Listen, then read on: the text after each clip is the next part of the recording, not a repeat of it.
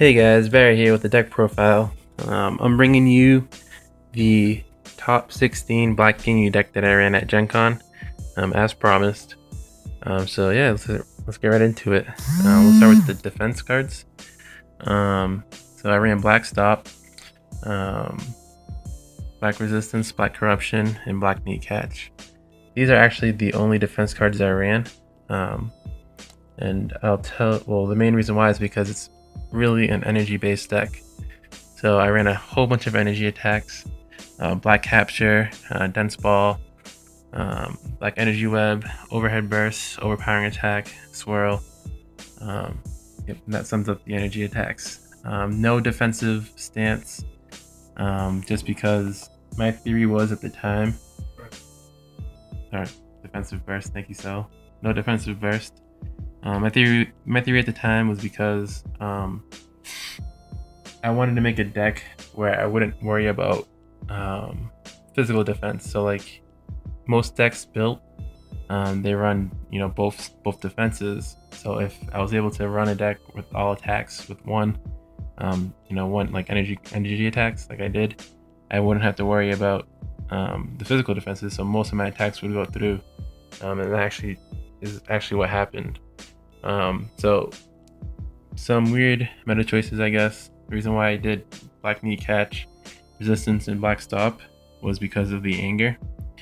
As you can see, I also have Black Command, Scout Maneuver, Stare Down.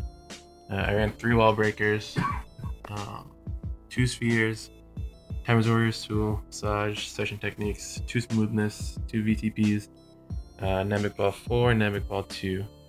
And then the standard 6 allies: Raider Raccoon, Jace, Goldo, Nappa, and Frieza. So yeah, gaining the anger was very important because when I first built the deck, there wasn't enough anger gain. And I didn't want to run. I wanted to have 2 ways of winning: MMPV and energy attacks. I didn't want to run Captain Ginyu's Body Switch for that reason. And it turned out I only won one of my games with MMPV, which was actually my most important one. But 2020, I think I put the body switch in here instead of all this anger gain. But Black Stop was really helpful in letting me see their hand. Comboing that with Black Swirl, which also gives me anger, was really, really clutch. Also, Stare Down with Black Swirl, being able to call out cards.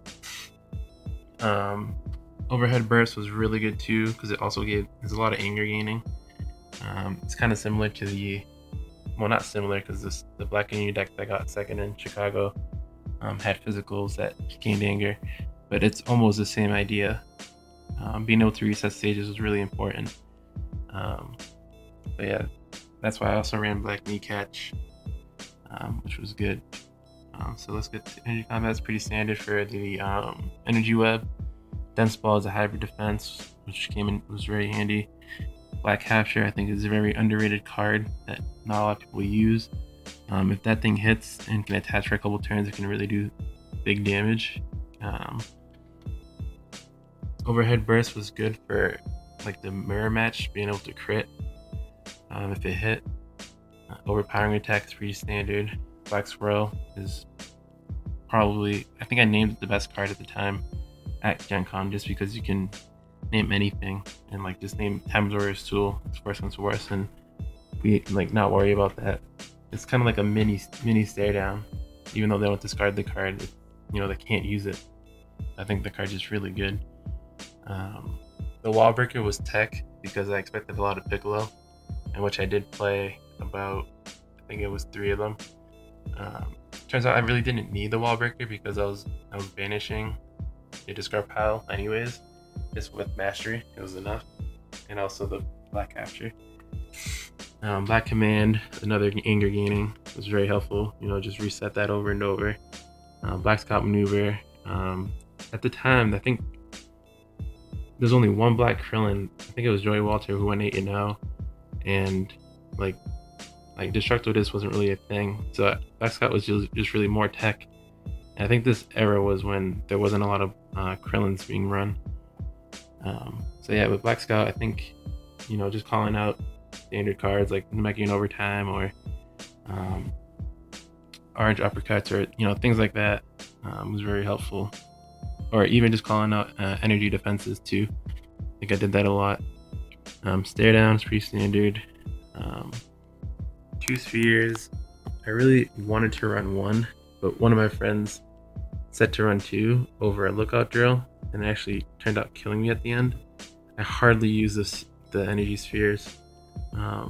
Typically, I like to run 1 and keep it in the discard pile where I can VTP it back when I need it. But I still did well in the tournament, so it's still okay. Time is pretty standard. Villainous Visage is standard. Visage is actually a card, even now, I've hardly been using because of Lookout Drill, which is annoying, but it's still a very good card that's scary when it hits the board. People don't want to attack you until they get that Lookout Drill, so it's still a really clutch card. Searching technique, most of my searching techniques were to get rid of their energy defenses, and then it just made my life a lot easier. I can just break through. And also, in close situations, if they have like a setup deck, I can take out their key cards. It's a really good card. Smoothness Drill, I ran 2, mainly because of space, but I chose to cut this one to 2 because of all the anger gaining and leveling. It turned out alright. I think, I would probably cut a Wall Breaker for Smoothness Drill or something else, but that was my theory behind it at the time. VTP is pretty standard, and then Namek Ball 4 and 2, pretty standard. Just more tech cards. But this was the Black Ginyu that got top 16 at Gen Con and lost to Phil's really good Blue Piccolo deck. I think if I would have known what he was running, I would have done a lot better in that match. But you can't. The element of surprise of this game is really something that people take advantage of, and he did a really good job. So I think that's it, guys. Any questions, just let me know in the comments below, or you can send me a message on Facebook. I'll be happy to answer anything for you guys. All right, this is David signing out.